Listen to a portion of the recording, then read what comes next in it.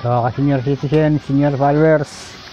Ito po, ganito po ako manay. Kung napakahaba po nito yung nasira. Ginagawa ko po sa ganito. Pinagdudukto ko muna po mga ganito ng malalayo. Harap po pananay, hindi medyo ako dikit-dikit na.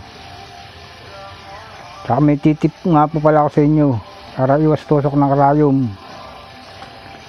Ito po.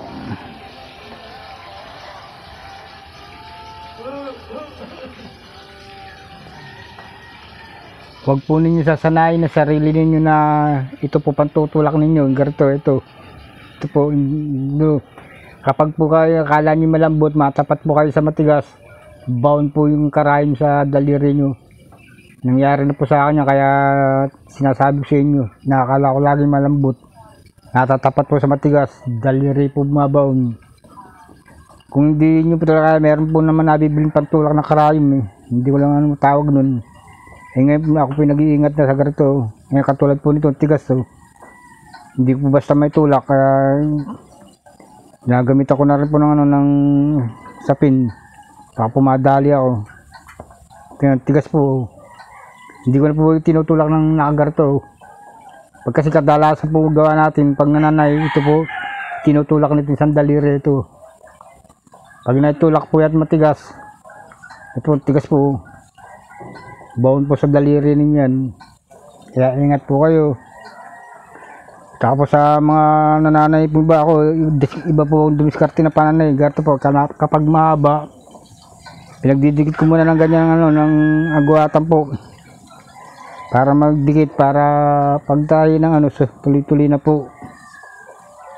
Ganyan Tigas lang nitong tinatahi ko Kasi po natapat sa mga duktong ang buko. Kaya nag-iingat din po ako Mahirap matusok na karayom.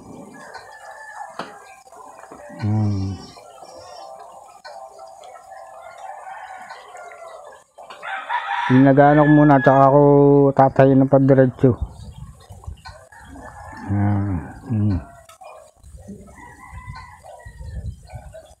Mahirap man mahirap matay ang daliri.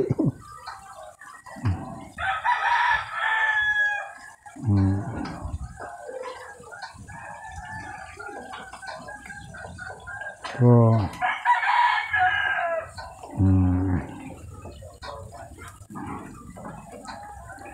Ayan, tip po sa inyo, inuulit ko sa inyo, huwag kayong magsusulot ng karayom lalo po ganito kalalaki karayom lang.